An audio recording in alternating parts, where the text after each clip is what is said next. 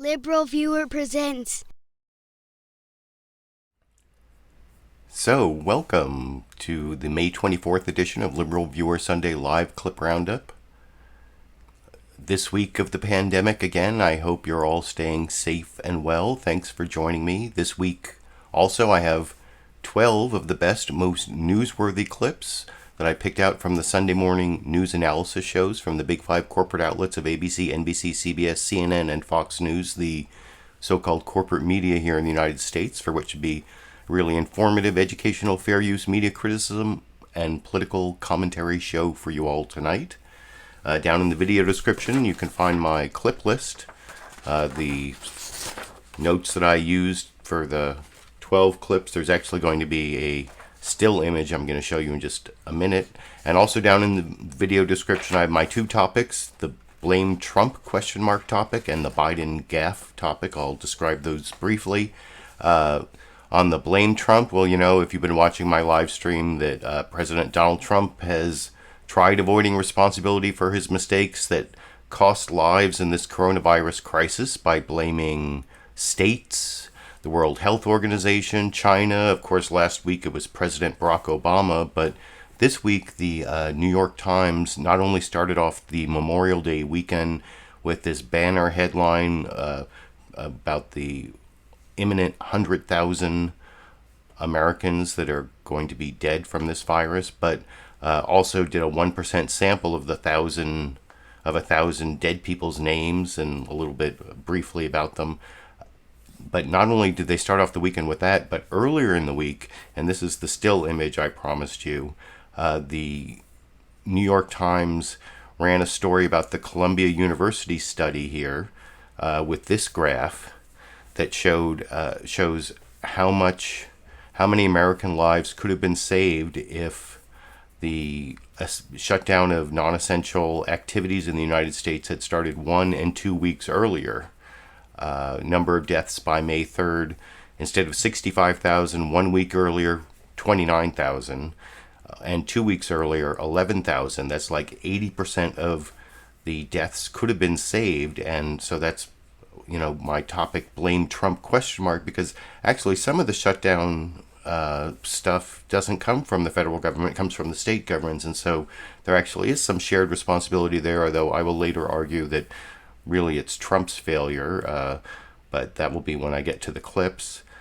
And the second topic I promised is the Biden gaffe this week. I'll have two clips at the end on Biden's latest gaffe when he was talking to Charlamagne Tha God on his Breakfast Club radio show this week, telling him if you vote for Trump, then you ain't black, or I think there'll be a clip later. And I'm going to show a very old video of mine from April 2007 showing that Biden's gaffes aren't a sign of age or senility, but they've just been part of his persona for a really long time. But first I want to show you a political comedy clip. This is from Bill Maher's Monologue, and this kind of proves something I was complaining about a couple weeks ago about, you know, before the pandemic, Bill Maher would do his monologue live Friday, 7 p.m. Pacific, 10 p.m. on the East Coast, and it would be fairly topical for, you know, because it was if something happened a few hours before the monologue, it would show up in the monologue. And since the pandemic, I don't know when he's recording his monologue, but it's like 24 hours old by the time it airs, at least it seems. And this clip, you'll see, well, he was off, I'm sorry, did I just hit the computer? He was off last week, so he can be forgiven a little for covering the same topic that I covered last week, but he does say it happened this week, the whole blame Obamagate thing. Jokes aren't also that very funny, which I will discuss with you a little bit after we watch the whole Bill Maher monologues at a link down in the video description. Here is the 35 seconds I want to talk about with you after we watch it together over here. But, of course, he always is the master of changing the subject. This week it was to Obamagate. What a scandal. Yes, already losing steam, this scandal, because it lacks that crucial ingredient that most scandals need to have, an allegation. Now, Trump fans are ready to be all angry at this, but they don't know what it is. Even Glenn Beck's chalkboard says to be determined.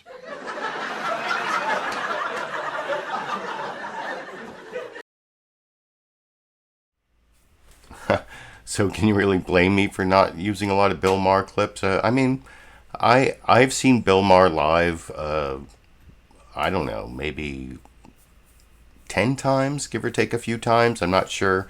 I actually saw a taping of his old politically incorrect show on ABC.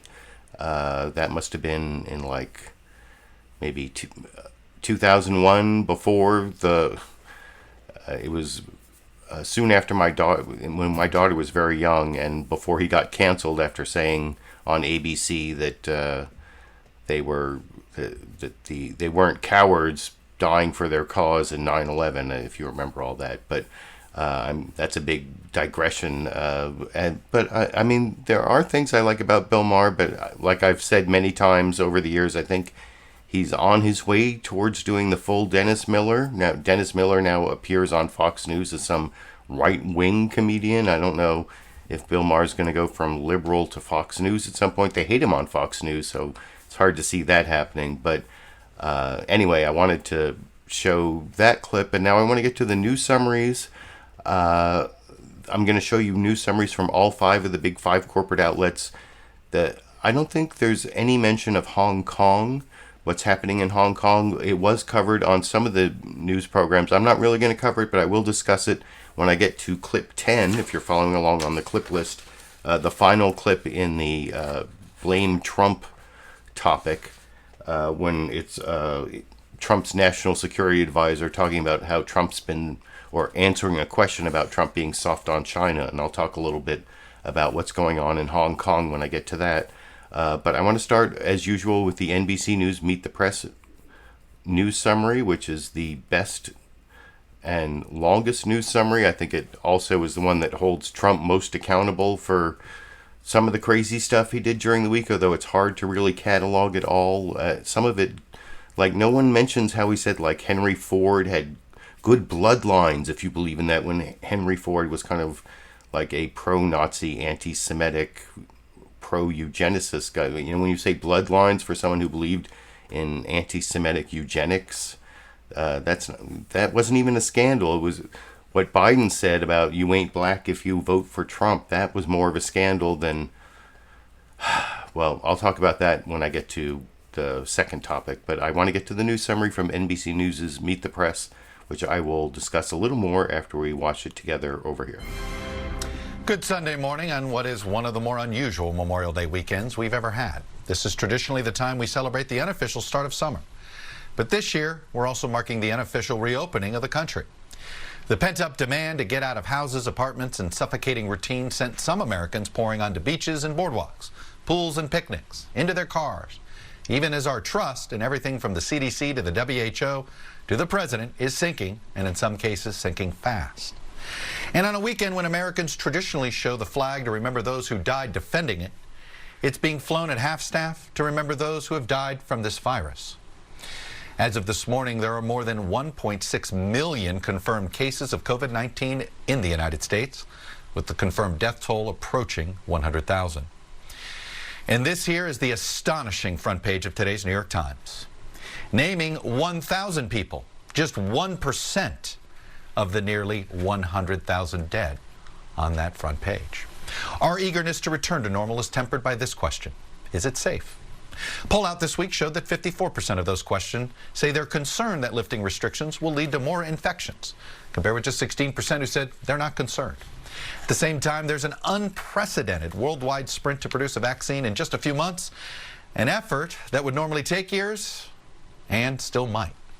Until then, we're going to have to learn to live with the virus as we balance our personal safety with a desire to return to some degree of normalcy.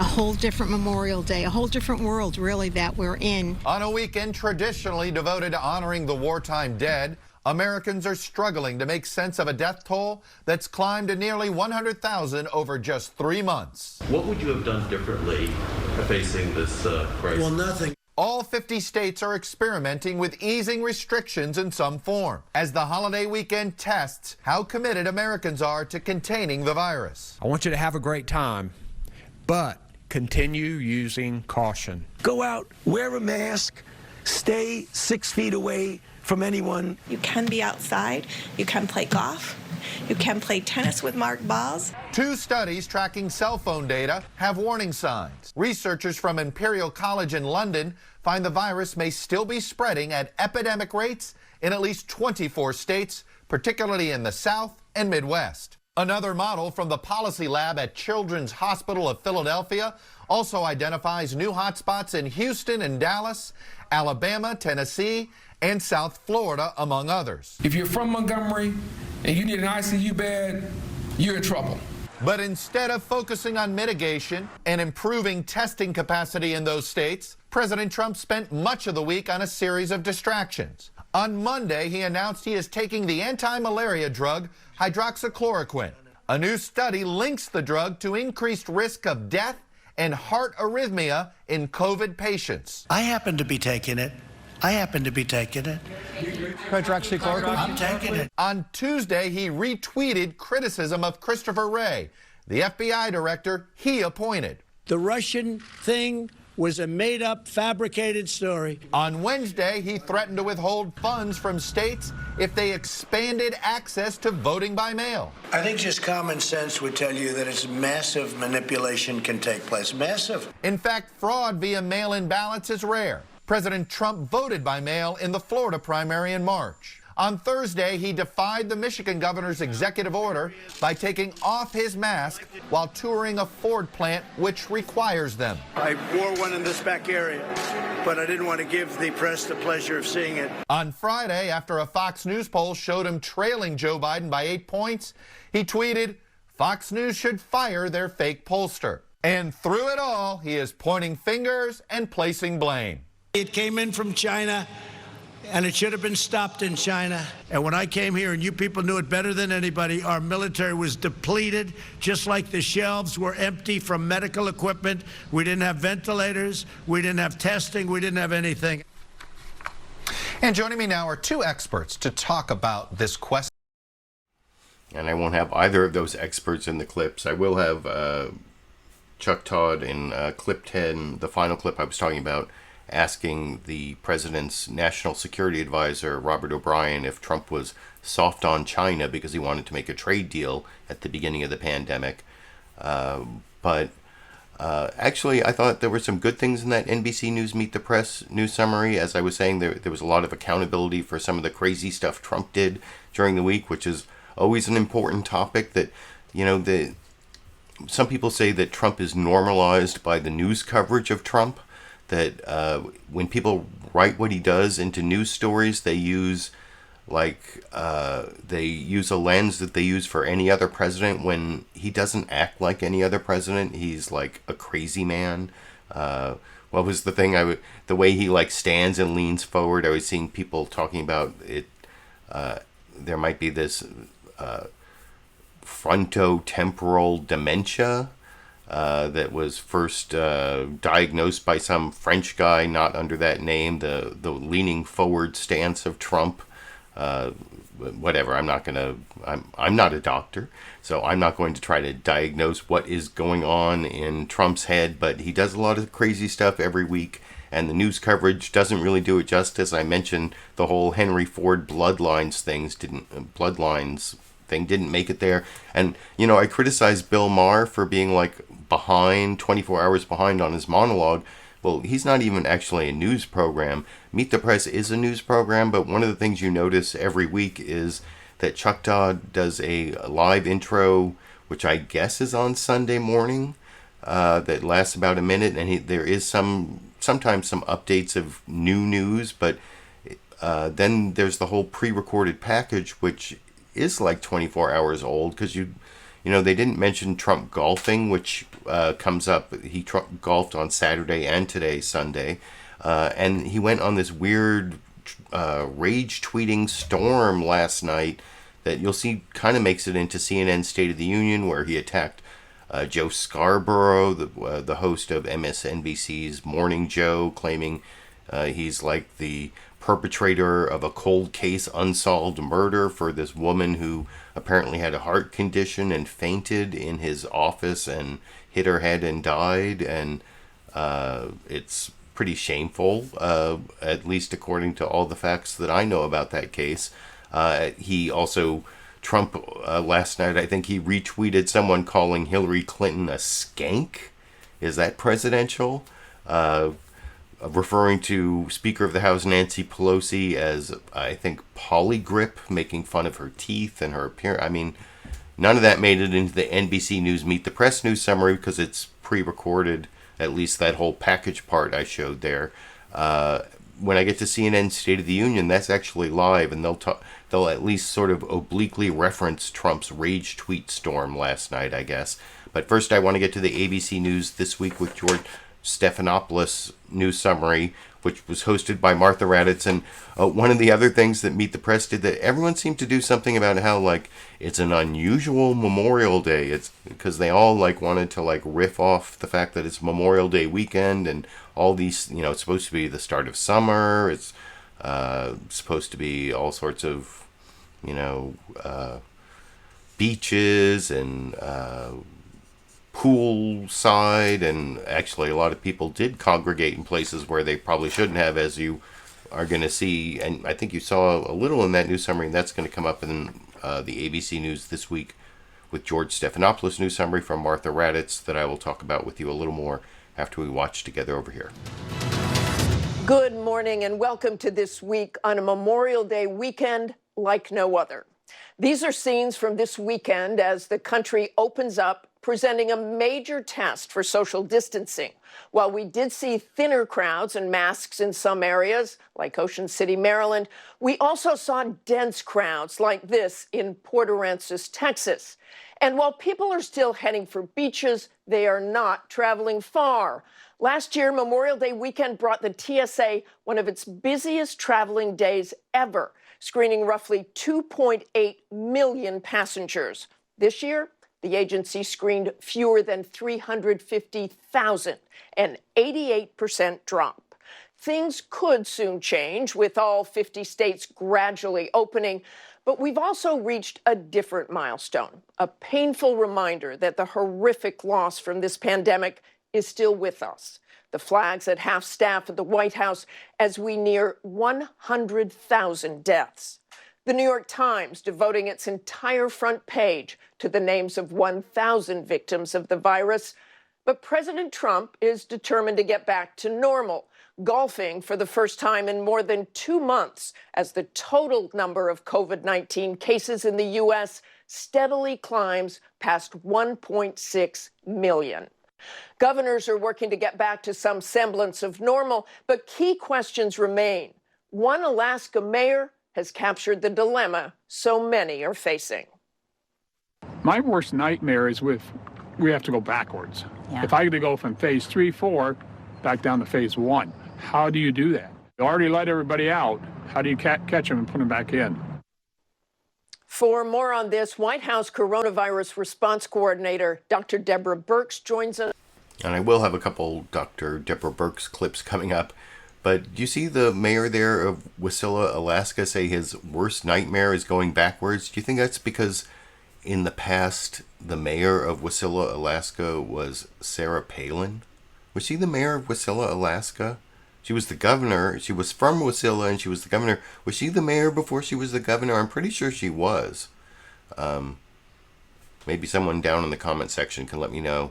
I saw, I was watching KCDC on MSNBC, which comes on right before I live stream, and James Carville was on, and he was saying that they were talking about who's Joe Biden going to pick for his vice president, and he said he made this joke that he would support Joe Biden's pick for vice president even if he picks Sarah Palin. Does anybody remember who Sarah Palin is at this point from way back from 2008? Well, maybe I'll talk about that a little more when I show my Joe Biden 2000 clip. At clip 12, if you're following along in the clip list, it actually says 2008. But I fixed that. It actually should be 2007. It's from April 2007. But Anyway, I digress. You did see Trump golfing in that ABC News This Week with George Stephanopoulos news summary, and I believe if I'm not mistaken, there is also I'm pretty sure there's a reference to golf in the CNN State of the Union news summary where Dana Bash is in for Jake Tapper, also talking about the New York Times 100,000 dead. And the thing is, the 100,000 dead big banner headline in the New York Times with the 1,000 people who died from COVID-19, although apparently there's like one name of a person who was murdered and didn't die from COVID-19. So it's actually only 999 COVID-19 victims on that front page of the New York Times. But like I said earlier, I think this May 20th New York Times graph was much more devastating for Trump than the 100,000 banner headline and the 1,000 names on the front page. This is like, should he have acted earlier? And I will talk a little more later about who it is who should have acted earlier, whether it's the president or the governors of the states. But I want to show the CNN State of the Union Dana Bash news summary that I promised, where the State of the Union this week is remembering our dead. Like I said, a reference to Memorial Day, to the New York Times, and I think to golfing, in a clip that I will talk about with you after we watch together. Dana Bash in for Jake Tapper in Washington, where the State of our Union is remembering our dead. Today, a Memorial Day weekend like no other, honoring those who gave their lives fighting for this country as we approach 100,000 Americans dead from the coronavirus. An almost unimaginable toll visualized on the front page of this morning's New York Times. In just over 3 months, the virus has killed significantly more Americans than the Vietnam War, the Revolutionary War, the War of 1812, the Iraq War, and the war in Afghanistan combined. As the U.S. approaches this grim milestone, many Americans are making this unofficial start of summer by visiting newly reopened beaches and boardwalks. And just this morning, FDA Commissioner Stephen Hahn put out a public health reminder saying, quote, "The coronavirus is not yet contained. Social distancing, hand washing, and wearing masks protect us all." As for President Trump, he spent time Saturday tweeting and golfing at his club in Virginia. And all 50 states are now partially reopened in some capacity, in part to ease soaring economic pain. Almost 40 million Americans have lost their jobs since the pandemic began. And joining me now to discuss that is senior White House economic advisor Kevin Hassett. Good morning. Thank you. I won't have a Kevin Hassett clip. I did talk about Kevin Hassett earlier, how no one seems to ask him about how his cubic model underestimated the number of deaths and may have led to the White House downplaying the seriousness of the coronavirus. That didn't come up in Dana Bash's interview of Kevin Hassett. By the way, I've been watching the live viewers along the way. Thank you to all the live viewers who mentioned that Sarah Palin was the mayor of Wasilla, Alaska. I also saw that I got a couple super chat contributions earlier on.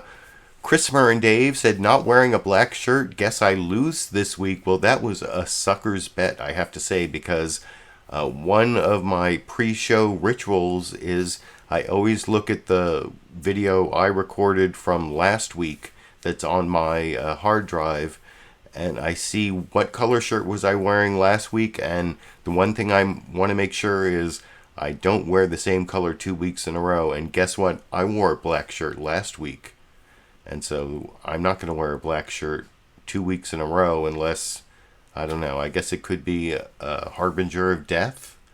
Maybe I could have done it just for that reason, but no, that would go against my pre-show ritual. So Christopher and Dave, thank you for that super chat contribution. Of course, Lulu Girl, I thank you for your thanks to me that I just saw in the super chat contributions during that last clip.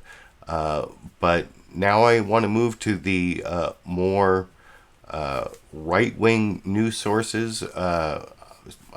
CBS News' Face the Nation and Fox News Sunday. CBS News' Face the Nation isn't as bad as Fox News Sunday, which I mention most weeks is a propaganda outlet for the Republican Party, although in Trump's rage tweets over the weekend, he also was very upset about, you saw that in the NBC News Meet the Press news summary, that he was very upset about the Fox News poll that shows that he's going to lose the election. Of course, polls now in May of 2020 don't really tell you what's going to happen on November 3rd of 2020, but that didn't, Trump is not feeling very confident about the election. That is very clear from many of the things that he's tweeting. And I think you saw an oblique reference to his tweets there in the CNN State of the Union news summary, since it's done live on Sunday morning. Here's Margaret, Brennan doing a brief news summary and then going over to one of two reporters. This week it's not Mark Strassman, it's a different domestic news reporter, Chip Reid, and it also, like I was saying, it's not as bad as Fox News, which is a propaganda outlet for the Republican Party, and seems to be an outlet that's pro-Trump, but I don't know what the tension between Fox News and Trump is about right now. But one of the indicators you'll see is they focus in on the effect on business. The unemployment numbers are important, but anyway, I think I've overanalyzed the clip before I show it. I will talk about it a little more with you after we watch it together over here. And welcome to Face the Nation. On this Sunday before Memorial Day, we honor the men and women who have sacrificed their lives for our country. We also remember the thousands of our fellow Americans who have died in this terrible pandemic. This morning, the New York Times filled its entire front page with the names of victims, a statement that is even more powerful when you realize this is just 1% of all U.S. lives lost. As of today, more than 96,000 Americans have died from the virus, 1.6 million have been infected, and nearly 40 million people have filed for unemployment in the past 2 months. We begin in the nation's capital with CBS News national correspondent Chip Reid. Good morning, Margaret. Across the country, people are taking at least some steps to get back to normal. But with infections still increasing in 14 states, public health experts are worried that this weekend Americans might be getting too much of a good thing. From a lake party in Missouri to the crowded boardwalk in Maryland, Americans were ready to hit the beach, and the feeling echoed across the nation. As 42 states are now allowing customers back into stores in a limited capacity, 38 have now reopened restaurants to safe distance dining, and 26 have fully or partially opened their beaches. But with scenes like this in California this weekend, public health experts are urging people to follow the basic rules. It's very important to maintain that 6 feet distance and very important to have your mask with you in case. White House Health Advisor Dr. Deborah Birx is also concerned about several emerging COVID hotspots. But you can see the top 3 states are Maryland, the District, and Virginia. She also mentioned Nebraska, Illinois, and Minnesota. On this Sunday, public health experts are hoping and perhaps praying that houses of worship will practice social distancing after President Trump said this on Friday. Some governors have deemed liquor stores and abortion clinics as essential, but have left out churches and other houses of worship. It's not right. So I'm correcting this injustice and calling houses of worship essential. But not everyone is ready to venture out. Traffic on roads and at airports is down dramatically from previous Memorial Day weekends, and that's good news to New York Governor Andrew Cuomo. I know people have been cooped up. I know there's tremendous energy to get out. You have to remain vigilant.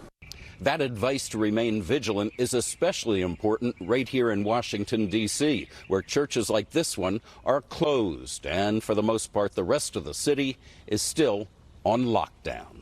Margaret? Chip Reid, thank you. We go now to London and CBS News senior foreign correspondent Elizabeth Palmer. Margaret.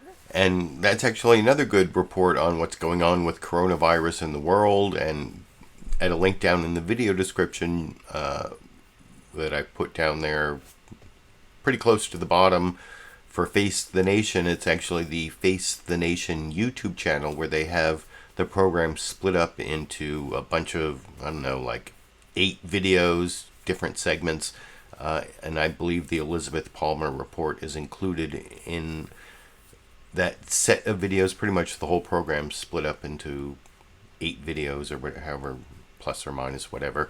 So if you want to watch Elizabeth Palmer report on what's going on in the world, and I always have to mention, well, not always, but I want to mention that CBS News' Face the Nation was the one of the big 5 corporate outlets. If you were watching this program every week, there were a couple weeks there where I mentioned this whole virus in China thing that I didn't show any clips on, but I mentioned CBS News' Face the Nation was the only one of the big 5 that reported on it, and I said either they're like overhyping this story or they're the one network that saw the biggest story before everyone else, and guess what? It was the second one. They were the one network that saw the biggest story before everyone else. So I have to mention that, even though I'm criticizing CBS, you know, in terms of like Trump's craziness, the one thing they showed was his order, like opening up the churches, which is actually a good thing for his base and for a lot of Christians and evangelicals around the country. They like that, and that's actually something I was going to talk about when I get to a clip of Deborah Birx, clip number 8, talking to Martha Raddatz about opening churches. That's one of my important arguments for why Trump actually is to blame when it comes to this graph about shutting down the country 1 week or 2 weeks earlier. Is it the governor's or is it the president's responsibility? Well, that's where we really need federal leadership, like Trump showed in his federal leadership to open up the churches. If, you know, is that really the biggest priority, to save lives, to open up the churches? Well, if you were watching the previous news summaries, and when I get to clip number 8 there, you'll see they're actually super spreader hotspots. So no, the answer is no. That is not just from a rational perspective a good policy to save the lives of Americans. But that's the Trump policy.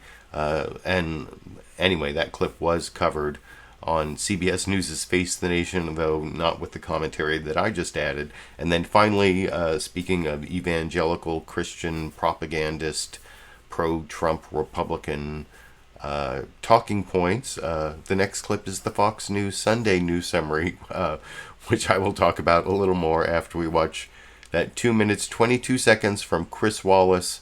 And then the reporter this week is different than usual.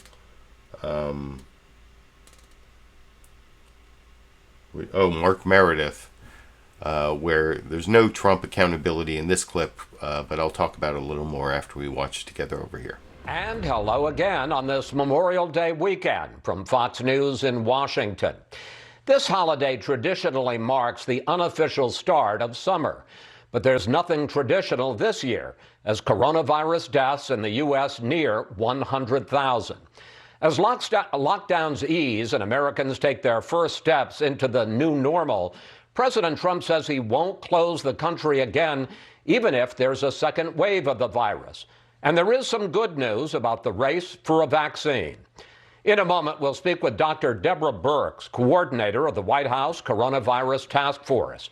But first, let's bring in Mark Meredith with the latest on how Americans are carefully celebrating this holiday weekend. Mark.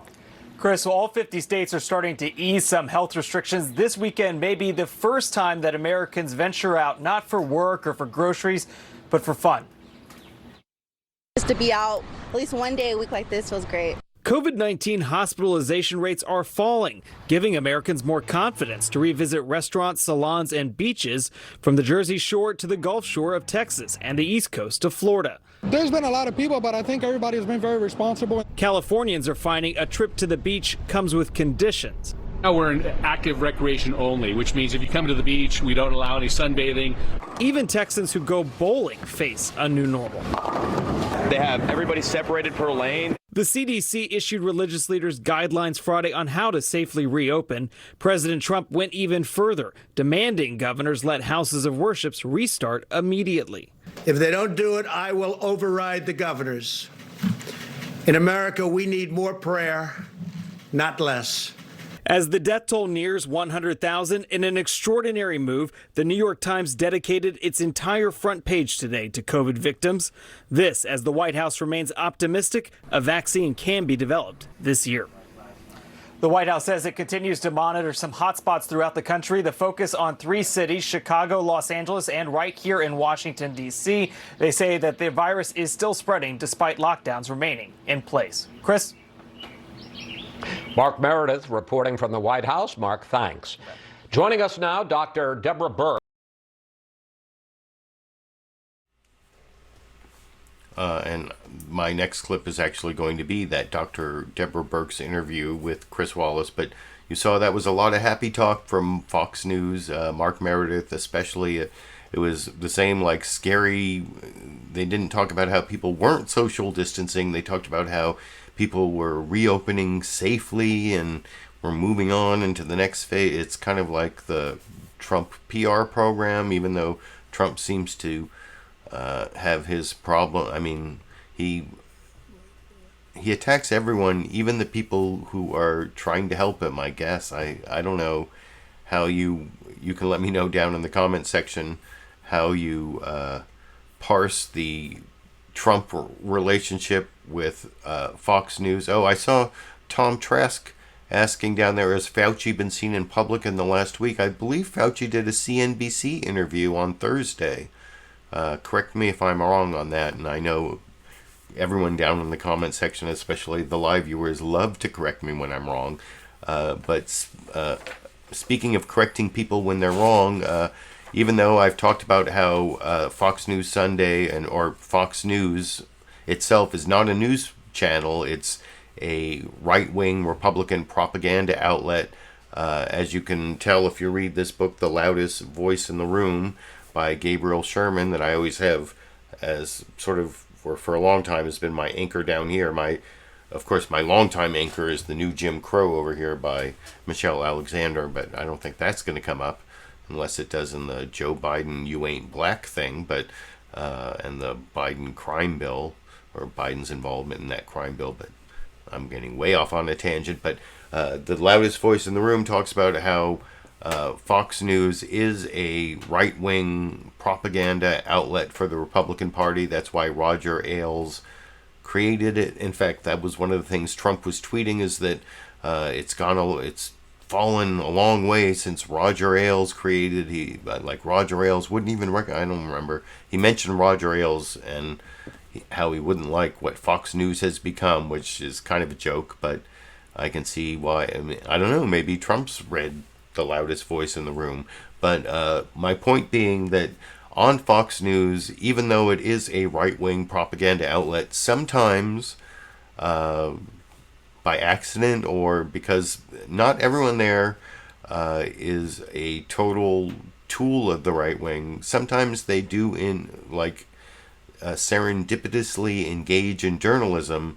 And this is Chris Wallace on Fox News Sunday holding Deborah Birx and Donald Trump to account for, if you've been watching the show every week, there was this week, I guess, after the lockdown started when we realized that New York hospitals were not going to be overwhelmed by COVID cases. They weren't going to need the, tent set up in Javits Center and in Central Park and the Navy ship. What was it, the Mercy or the Comfort? I always get them confused. You can let me know down in the comments section if it was the Mercy or the Comfort on the East Coast. But anyway, back when we finally realized that the social distancing and the end of non-essential movement and travel and even economic activities had slowed the spread of the virus, there was a point where Dr. Deborah Birx and Donald Trump said that, it's only going to be 60,000 dead, not the 100,000 to 240,000 that you'll see Deborah Birx fall back on when questioned by Chris Wallace in the clip I way over-introduced, but we'll talk about after we watch it together over here. A month ago, you and President Trump were both talking about a total of 60,000 COVID-19 deaths. Take a look. It looks like we'll be at about a 60,000 mark, which is 40,000 less than the lowest number thought of. Look at how much the model has changed in just a week. Remember, just a week ago, it was 80,000. Now it's 60,000.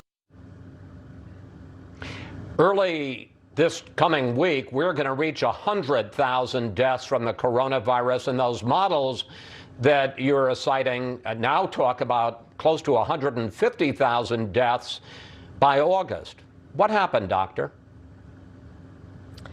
I think a few things are together. So from the beginning, and I think when we had that first briefing, we talked about 1.2 million to 2.4 million and 100,000 to 240,000 people succumbing to this incredibly aggressive virus. Those are the figures that we continue to stand by in this first wave, and really understanding how to prevent future hospitalizations and future deaths is really... Wait, I'm sorry. I'm going to restart this clip because did you hear Deborah Birx just say the words first wave? First wave? That's really important. I forgot to say that before I show this clip. I'm going to start it over because first wave is really important for reasons I will discuss after we watch this clip together again over here. A month ago, you and President Trump were both talking about a total of 60,000 COVID-19 deaths. Take a look. It looks like we'll be at about a 60,000 mark, which is 40,000 less than the lowest number thought of. Look at how much the model has changed in just a week. Remember, just a week ago, it was 80,000. Now it's 60,000. Early this coming week, we're going to reach 100,000 deaths from the coronavirus, and those models that you're citing now talk about close to 150,000 deaths by August. What happened, doctor? I think a few things are together. So from the beginning, and I think when we had that first briefing, we talked about 1.2 million to 2.4 million and 100,000 to 240,000 people succumbing to this incredibly aggressive virus. Those are the figures that we continue to stand by in this first wave, and really understanding how to prevent future hospitalizations and future deaths is really what we're focused on every single day. But to press it a little bit, a month ago you were saying we were going to come down below the low end of the model, which was 100 to 240,000 to 60,000. So my question is, in this last month, did you underestimate the strength of the virus? Did we reopen too soon? Did we reopen without sufficient restrictions? What I was saying in that briefing that you were talking about is what that current model was showing. There are different models we have been using all along, and really trying to learn primarily not just from models, but understanding what has happened in Spain and Italy and the UK, and really tracking those numbers. We understand that our mortality rates are less than those three countries, and that's really due to the incredible work of our frontline hospital workers. But we understand that these number of infections has led to this level of mortality, and our job now going forward is to do everything we can to prevent additional hospitalizations and additional mortality. So you saw Chris Wallace there did have a good follow-up. You know, what did we do that made us, you know, you were saying 60,000, now we're back over 100,000, and we're in the 100,000 to 240,000 range. You know, did we not social distance enough? What did we do wrong? That was probably his pre-planned follow-up, but he kind of missed the whole first wave thing, where if you were paying attention, because they're supposedly going to, one of the big questions is as we are supposedly on the downslope, although in some ways it seems like it's more a plateau than a downslope, as we reopen, is there going to be a second wave? And she was talking about the number of deaths in the first wave. And of course, we've already gotten to the 100,000 So we've already met the first wave. You know, there's no way she can be wrong that we're going to have somewhere between 100 and 240,000 in the first wave, because we're in the first wave. I mean, I guess she could be wrong on the upside. That would be scary. But I like I said, I stopped that clip because looking at my notes while I was watching it with you, I have first wave and I have WAV in big letters if you're looking at clip 7 there. Clip 8 here, I was talking about earlier when I was saying that Trump really is to blame for the 1 and 2 week differences you see in this New York Times. Oh, and by the way, down at a link in the video description, you can read this New York Times article if you can get through their paywall, I guess. This is their May 20th article. What was the title? I put it down in the video description. Oh, it was Lockdown Delays Cost at Least 36,000 Lives, Data Shows.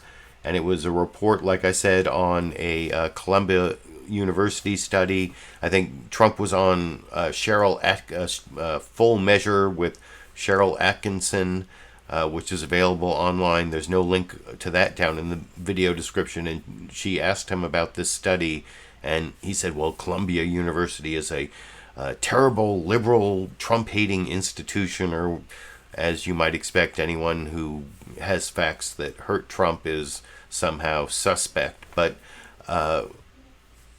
one of the arguments I was talking about earlier that is in favor of Trump being to blame is, you know, governors can do a lot of different things, but if there's federal leadership, that's what we were really craving and didn't get, especially in February. Trump really didn't do anything, and you know, he had his big shutdown of travelers from China, although like 40,000 Americans came back from China with no screening, which probably seeded some of the infections anyway. But the other thing he didn't do was what you can see here. If there had been a shutdown 1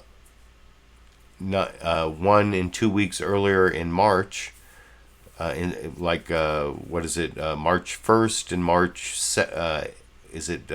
March 1st, 8th instead of 15th, or whatever the dates are there. Like I said, 2 weeks earlier could have saved over 80% of the deaths by May 3rd. And this next clip where Deborah Birx is asked about Trump going all autocratic about his ability to open up the churches just shows how he could have showed leadership early in March. And it's not really the governors. Governors can go one way or another. But if the president had come out as strongly for the shutdown of non-essential activities 1 or 2 weeks earlier, that would have saved many more lives than him coming out so strongly in favor of opening churches.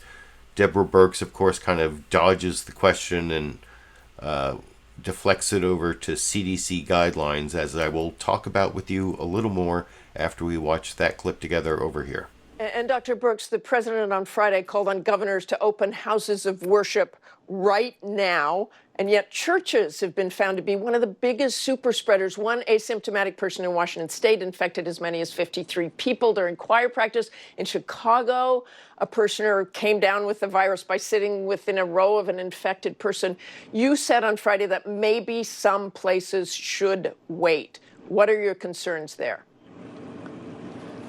I think there's two pieces that are important. Before the president made that announcement, he asked the CDC to get their guidance to churches up so that churches could reopen safely. So that guidance is up there and available to all churches and congregates to understand how to worship together safely. Certainly worshiping outside, maintaining social distancing, and, obviously not having physical contact with each other. And I know that's difficult. We all have made difficult behavioral changes, and that needs to continue to happen.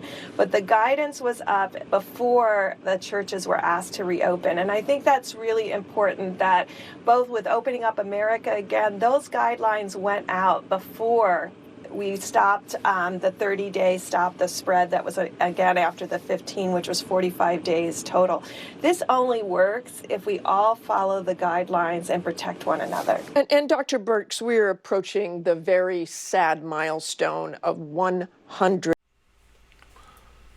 So if you want to watch that entire interview of Martha Raddatz interviewing Deborah Birx, there's a link down in the video description to the ABC News This Week with George Stephanopoulos interview. But like I said, she kind of punted to the CDC in her answer about Trump opening up the churches, which have been super spreaders of the virus. And like I said, it's kind of the exact opposite of what he should have done at the beginning of, at the supposedly when all the states are reopening, and who knows how that's going to affect the numbers, but I don't have a lot of optimism, I have to say, for whatever my opinion is worth. But the next two clips I want to show you are actually Trump's national security advisor, Robert O'Brien, and both of these have to do with international things that Trump, I was talking about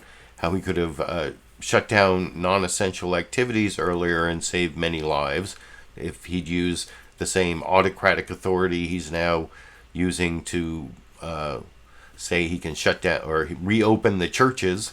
And the thing that he takes a lot of credit for himself, I was talking about earlier, the China shutdown. Well, one thing that he didn't do was shut down travel from Europe when his own National Security Council was telling him he should shut down travel from Europe. And Robert O'Brien is the National Security Advisor, and he dodges the question when Martha Raddatz asks him here. I'm sorry, when Margaret Brennan on CBS News's Face the Nation asks him about whether the National Security Council told Trump to shut down travel from Europe earlier, and that's how New York and the East Coast got seeded, was from infections in Europe. And he never really says that Trump didn't follow the advice, but I will talk about that a little more after we watch that clip together over here. I know travel from Europe to this country wasn't restricted until mid-March. China earlier. National Security Council has been reportedly pushing for travel from Europe to be cut off earlier than it was. Do you regret not being more aggressive in that? Well, one of the things we did, and I think, again, a story that has not been focused on enough, is when we raised this issue really for the first time and really vehemently with President Trump on January 28th with respect to the China travel ban. Within 2 days, even though many of his advisors urged against it, the president made a hard decision and cut off travel from China within 2 days of learning that this was a serious outbreak. And that saved countless lives. What we didn't know at the time, and I, by the way, after cutting off travel from China, I called my counterparts, the other national security advisors in Europe, and urged them to take similar action. What we didn't realize is the Chinese would continue to allow folks to travel from Wuhan.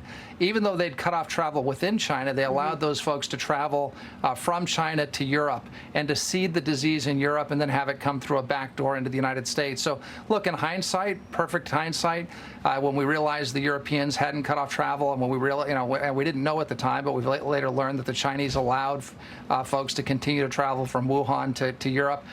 Sure, it would have been better to cut it off early, but what I want to focus on are literally the hundreds of thousands or millions of lives that were saved because President Trump made a decision that was entirely courageous at a time when the IC and others did not believe that this was a serious health risk or even a global pandemic. The president has said that he wouldn't shut down the country again if there's a second wave of this virus. The two could overlap, a resurgence and the elections. What plan?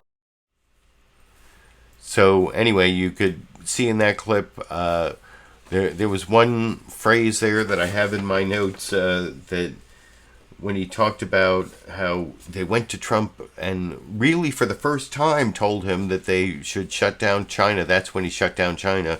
And really for the first time, the use of the word really in that clip makes you think it wasn't really the first time. And one of the things that I think over time will come out, I don't know if it's going to come out before the election, hopefully it will come out before the election, is that Trump was warned many, many times about the dangers of COVID-19, especially in what's called the Presidential Daily Brief, the PDB, which is written. Of course, Trump doesn't read almost anything, so there'll be. Remember, before 9/11, it came out that there was that PDB briefing.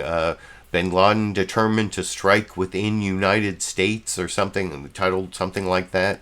There's going to be a lot of that's going to come out, hopefully before the election, but for the sake of history anyway, Trump's going to look really, really bad when all that stuff comes out that he never read. But then he gets like an oral briefing, and that's what he's depending on. That, well, they never really told me, like, they wrote it down a lot, but they never told me, you know, in the oral briefing, and really emphasized it in like big, like, or they never said it really loud in ways that sounded like it was a really bad thing, or it's going to be something like that. And that's, I think, the what the word really, the function of the word really from Robert O'Brien, Trump's national security advisor, in that last clip. That's what the word really was doing there. You can let me know what you think down in the comment section. And then I have one more clip in this topic, another Robert O'Brien clip.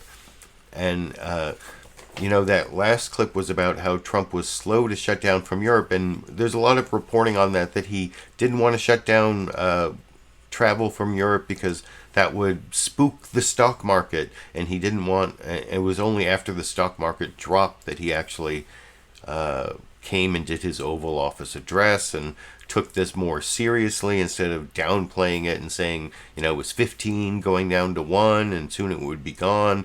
It would like disappear like a miracle and all of that stuff. Well,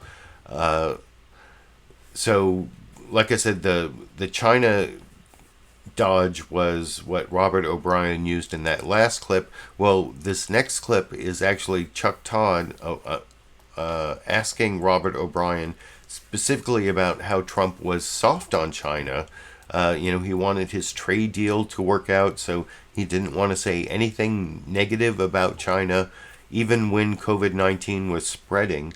And I think I've introduced this clip enough, and it's the final clip. I even talked about it at the beginning about it also.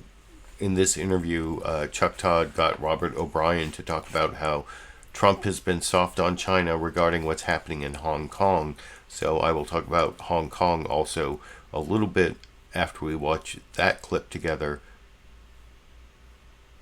over here. Because I want to put together at the for the first 3 months of this year, when this virus first poked its head up, the president was pretty soft when it came to pinning the blame on China. Take a listen, Ambassador.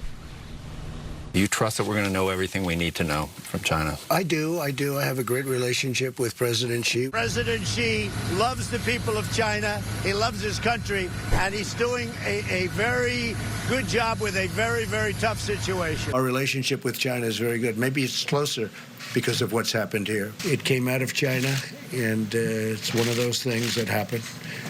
Nobody's fault. Now, that last quote was from March 14th, and the president's rhetoric has changed since then. There's no doubt. But are you concerned that that sort of soft relationship with Xi, publicly praising him all the time, gave Xi comfort that he could do these things in Hong Kong without a lot of other than rhetorical retribution? No, I don't think so. And I think the thing we have to focus on with the virus and what the president did is, for the first time in the Oval Office briefing on the 28th of January, when I raised with the president that this was a significant national security threat, he immediately, against the advice of many of his other advisors, he immediately imposed a travel ban on China on the 30th. 2 days later, it was profile and courage. And it was something that he was criticized for by his political opponents and by many in the media. That saved countless lives. I think that's the thing that we have to focus on with China. Now, we were hoping that China would allow CDC doctors into China. We were hoping that China would give us more information on the virus and give us some of the genetic information we needed. Unfortunately, China did none of that. And so, look, we're in a very different place with China right now, and the president's made that clear. But The Chinese didn't do what they said. We've also learned that at the time that they cracked down internally and refused to allow people from Hubei and Wuhan to travel throughout China, they allowed those folks to travel to Europe. And a large part of the infection that came to America didn't come from China. It was when we closed off China, and I asked my fellow NSAs in European countries to cut off travel. They didn't, and the virus spread to Europe and then back to the U.S. China should have cut off all the travel out of Hubei and Wuhan like they did internally in China. So we've learned a lot of things, and it's disconcerting. But we'll move forward. We'll defeat this thing going forward, and America will come out stronger. Now, one thing I want to say about that clip, juxtaposed with the last clip, is he in both interviews he mentioned how he asked his fellow NSAs in Europe to cut off travel to China, and they didn't. Well, that was a fact that he knew, and that kind of backs up what Margaret Brennan was asking him about on CBS News' Face the Nation, about how he recommended to Trump much earlier to cut off travel from Europe, and that's what seeded the East Coast. That also was a failure of Trump that could have saved many lives, I guess. And what I didn't take any clips about Hong Kong, but that is a big story. China promised to give Hong Kong autonomy for a much longer period of time than this current takeover that they're hiding with behind the whole COVID-19 pandemic, which is dominating the news. And I don't know if the Trump administration is going to let them get away with it. Not that, one of the things that I saw on multiple news programs is, there's not much the United States can do, and except to be a moral leader. And it's very difficult, especially Donald Trump, with the way he coddles dictators, including the autocratic leader of China and North Korea and Turkey and Brazil, and that's a long enough list, but I don't really see, and he doesn't really stand up for human rights, except if it serves his own interests. So I don't have a lot of confidence in Donald Trump standing up for the protesters in Hong Kong, who seem to be about overrun by China, and China seems they're gonna take over Hong Kong. That was covered in the news programs, even though I didn't take any clips, and I wanted to mention that, as I promised earlier at the beginning of the program. So now I want to move on to my second topic, which is this Biden gaffe this week. I talked about this at the beginning of the program, and I'm going to be showing two clips on Biden's gaffe talking to Charlamagne Tha God on his radio program, telling him that if you vote for Trump, or if you don't know why you shouldn't vote for Trump, I guess is what he said, you ain't black. And then I'm also going to show my very old video from April 2007 showing that this Biden gaffe is not a sign of senility or dementia. It's just who Biden is. But first I want to show this clip from CNN's State of the Union, Dana Bash talking to Representative Val Demmings from Florida, who's supposedly being considered as a possible vice president for Joe Biden's presidential run. She was one of the House members who presented on impeachment, so you might remember, and I think she's a former prosecutor or sheriff or police chief. I remember she has some law enforcement background, and I think she does a good job of showing how things Donald Trump has said are much worse than what Biden said on Charlamagne Tha God, or his radio program, The Breakfast Club, this week. And that clip is at the beginning of the questioning here from Dana Bash on CNN's State of the Union this morning over here. Congresswoman, I want to ask about the 2020 campaign. Vice President Joe Biden apologized on Friday for a, quote, cavalier comment he made about black voters, and I want you to listen to it. We got more questions You got more questions, but I tell you, if you have a problem figuring out whether you're for me or Trump, then you ain't black. It don't have nothing to do with Trump. Now, Republican Senator Tim Scott called it arrogant and insensitive. Former Republican Congresswoman Mia Love said it was incredibly offensive and racist. What do you think about that comment? Was it out of line?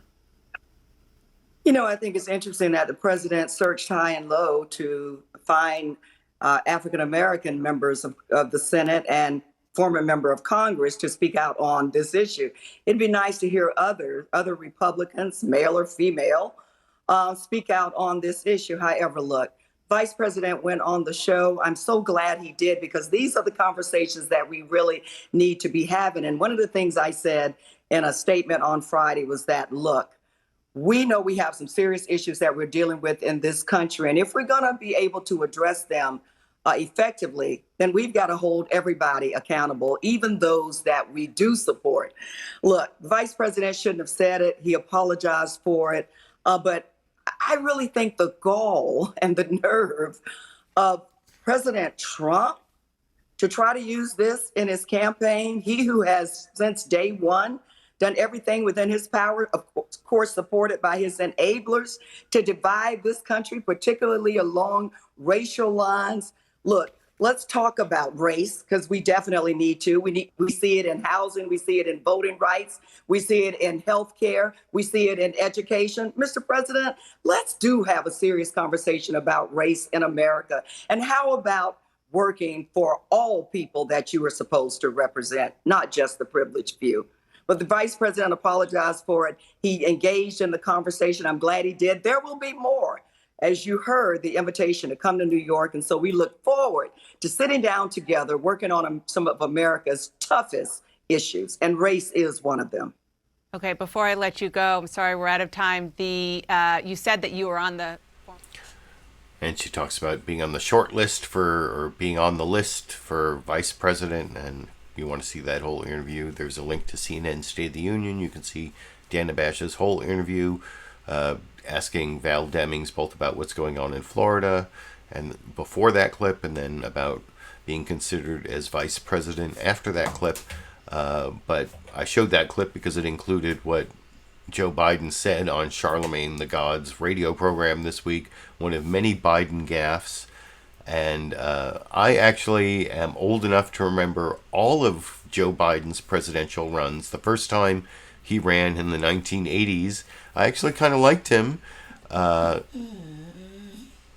you hear Sandy whining to my left here? I will have a Dash and Sandy clip, a dandy clip as some people like to call it. And it takes place right over there where Sandy is lying down right now and whining and interrupting me when I'm trying to talk about how back when I was in college in the 1980s, when I was vice president of Yale Students for Heart, Joe Biden was running for president, and he had to drop out because he plagiarized a speech from UK Labour leader Neil Kinnock about how his parents worked, or his daddy worked in a coal mine or something like that. I can't remember what was, something about working in a coal mine. I remember that part distinctly. And he had to drop out for plagiarizing that speech in the 80s. And I remember not only do I remember when Joe Biden ran for president in the 2008 presidential election cycle, but I've been on YouTube so long, since July 2006, that in 2007 I covered the presidential candidate debates, and I have a 1 minute 40-second video I made way back then called, back in April 2007, called Biden Got Best One-Liner of First Democratic Presidential Debate. And you'll see the candidates who participated in this debate. I don't think all the candidates are in there. But here, the point of this video is that Joe Biden's gaffes are not something that happened recently because he's getting senile or has dementia or whatever. It's been part of his persona for a really long time. Even back when he was running in April 2007, it was a question he was asked in the debate that made me create this video it's the final video I'm showing before my Dash and Sandy or Dandy clip bonus dog and cat clip at the end, but there's no dogs or cats in this video I made in April 2007 over here. LiberalViewer presents. So I'm hoping soon to do a deeper analysis of the first 2008 Democratic presidential candidate debate that was broadcast on MSNBC tonight. But any real analyst's first look at such an event has to include a search for the best sound bites and one-liners. For my part, I thought the best one-liner of the evening came from Senator Joe Biden answering this Q&A with NBC's Brian Williams. Senator Biden, words have in the past gotten you in trouble, words that were borrowed and words that some found hateful. An editorial in the Los Angeles Times said, in addition to his uncontrolled verbosity, Biden is a gaffe machine. Can you reassure voters in this country that you would have the discipline you would need on the world stage, Senator? Yes.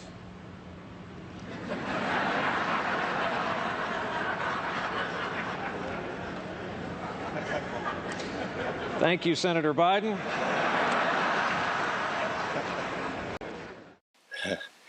Now, sticking with that one-word answer and riding out the silence did show some real discipline on Senator Biden's part.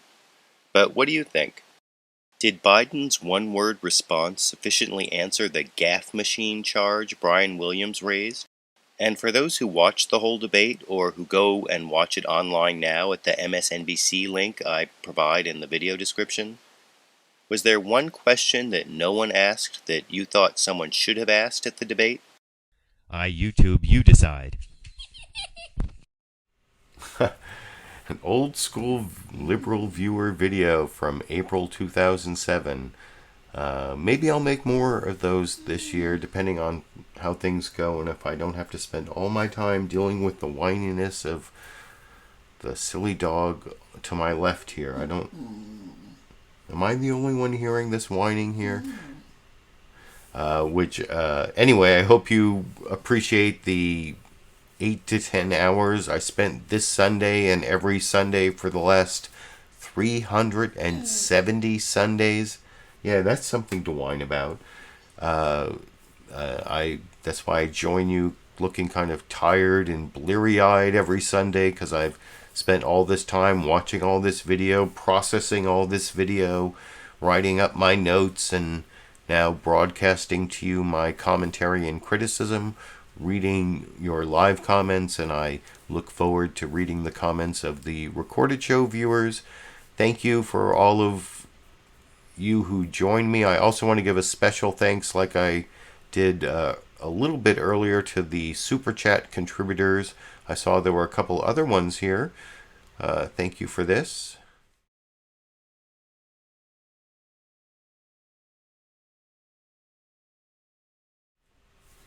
That's very nice, and there are other ways to support my channel financially. Last week, YouTube demonetized my video. I appealed, and on manual review, they decided my Trump's blame Obama lie, and I think it's because I put the word lie in a video that also was about COVID-19 coronavirus. I think that was my big mistake. I guess, well, I will find out this week, because I have the word blame in the title still, just I don't have the word lie. So maybe it will get monetized this week, but that's why I depend on financial support like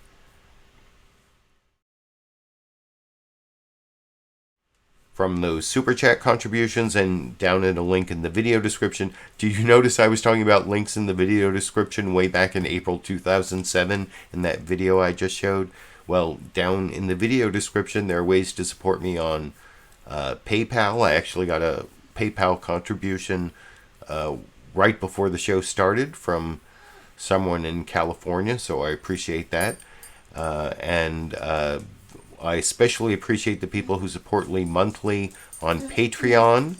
There's a link to Patreon for Patreon patrons, and then clicking the join button, you can support me through YouTube channel memberships. At certain levels, at one level, I will send you this hashtag LiberalViewer weatherproof vinyl sticker. At the next highest level, you get the sticker and the ACLU U.S. Constitution. But I did promise a Dash and Sandy or Dandy clip. Sandy just got up and walked away whining. I don't know why, but here is earlier, before I started the show, Sandy was lying down right over there, and I got a short 10-second video of her lying there with Dash walking by in the video. I will end the show with over here.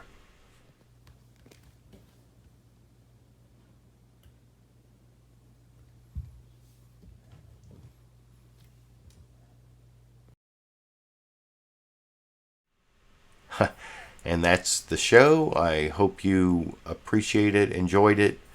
And I will be back next week and every Sunday, at least for the rest of 2020. Maybe I'll have time to make one of those edited, produced, old school Liberal Viewer videos like I showed at the end there. If not, I guess I will be seeing you next Sunday sometime in the late afternoon, early evening Pacific California time. And until next week, I guess I will be seeing all of you around the internet.